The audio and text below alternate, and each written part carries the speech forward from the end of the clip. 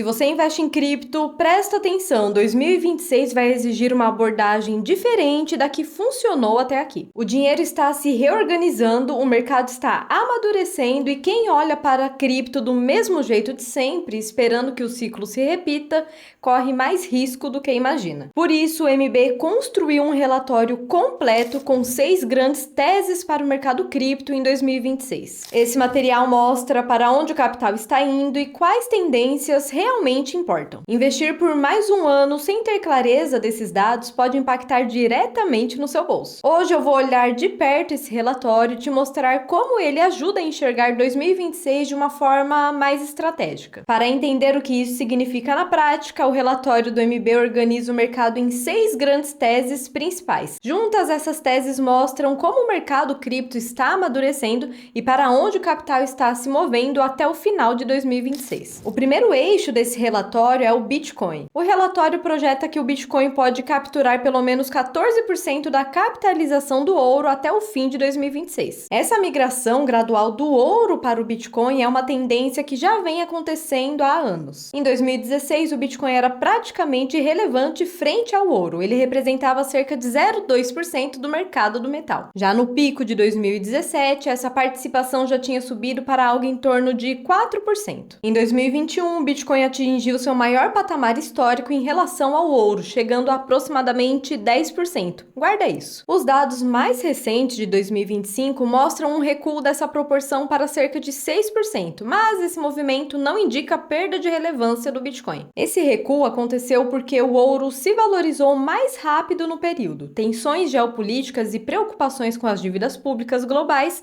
levaram os investidores a buscar por proteção no ativo tradicional. Mas o ponto importante é outro. A tendência de longo prazo continua sendo de ganho de espaço do Bitcoin como reserva de valor. E é por isso que o relatório projeta que o Bitcoin pode alcançar pelo menos 14% do mercado do ouro até o fim de 2026. Essa projeção se apoia em 2 motores claros: a adoção institucional via ETFs nos Estados Unidos e a inclusão do Bitcoin nas tesourarias de grandes empresas. Esse movimento ajuda a transformar o Bitcoin de um ativo alternativo em um ativo estratégico dentro do sistema financeiro. O segundo eixo do relatório são as stablecoins. O relatório projeta que esse mercado pode chegar a $500 bilhão em 2026. Inclusive, esse crescimento já está em andamento. Olha só, em 2023 o mercado de stablecoins girava em torno de $130 bilhões.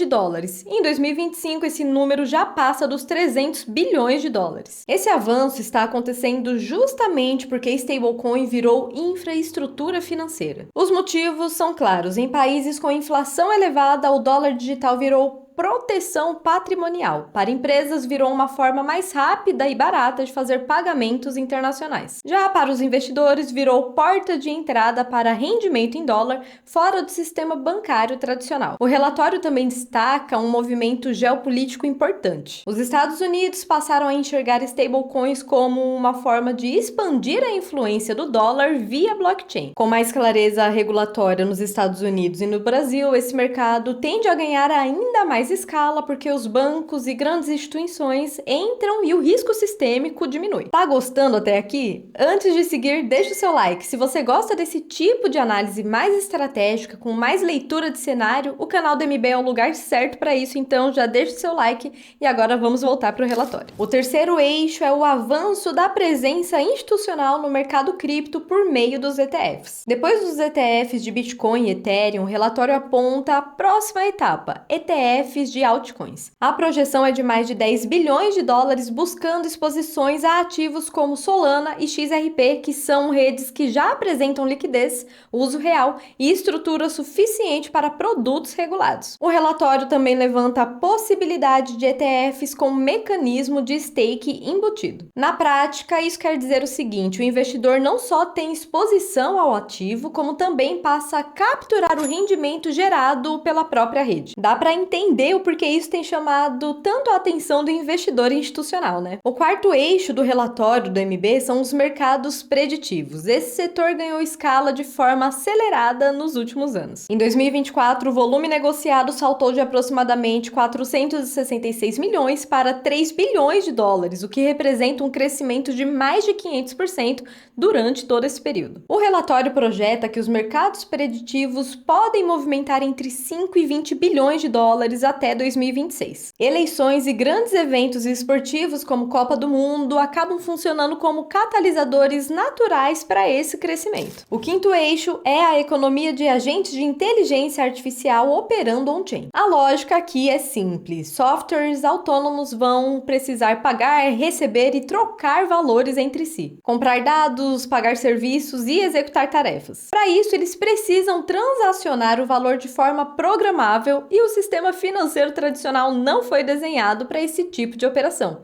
A blockchain sim. O report mostra que padrões como o X402 já estão sendo usados especialmente na rede da Solana. No fim de 2025, esse padrão já movimentava centenas de milhares de dólares por dia. A projeção é de quadriplicar esse volume em 2026. Isso aponta para um nascimento da economia nativa de máquinas que vai precisar da infraestrutura cripto para funcionar. Já o sexto e último eixo desse relatório incrível do MB são os ativos do mundo real tokenizados, os RWAs. O relatório projeta um crescimento de cerca de 200% nesse mercado até 2026. Entre 2024 e 2025, o volume saiu de aproximadamente 6 bilhões para mais de 18 bilhões de dólares em RWAs. E quem está nesse mercado não são só players pequenos. Grandes instituições, gestoras globais e bancos tradicionais já estão posicionados em RWAs. Agora que temos esse relatório do MB em mãos, a gente começa a se perguntar onde é que estão os riscos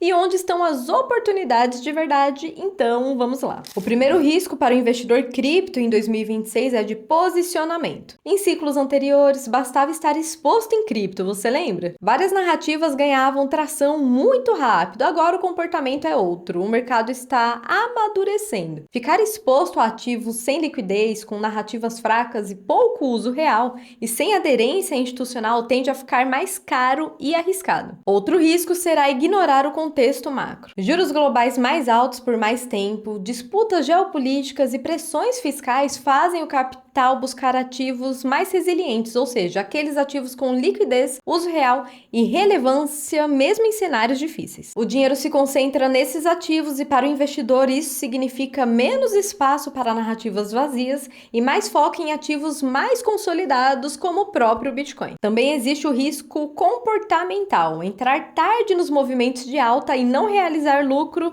e tratar todo o movimento como o início de um novo ciclo. Esses erros aparecem direto no resultado da carteira. Agora, olhando para o outro lado da balança, vamos ver onde estão as oportunidades. A principal oportunidade está em entender para onde o capital institucional está se movendo. Bitcoin como reserva de valor, stablecoins como base de liquidez, altcoins com uso real se beneficiando da entrada institucional e novos setores inovadores como soluções de mercados preditivos. O relatório deixa claro que o próximo ciclo tende a ser menos espalhado e mais concentrado. E isso cria simetrias interessantes para quem entende esse movimento antes de todo mundo. Outra oportunidade está na maturação do próprio mercado. Produtos regulados, a entrada de grandes instituições e novos casos de uso que não dependem apenas de especulação. Para fechar, a mensagem principal é simples. 2026 não deve ser encarado como um ano de euforia e sim como um ano de maturação. Quem olhar só para preço tende a perder oportunidades. Quem definir uma estratégia vai tomar decisões melhores. E agora você tem esse relatório para pensar nos seus próximos investimentos com muito mais critério e menos emoção. Espero que você tenha gostado. Eu sou a Ana de Matos e te vejo no próximo vídeo.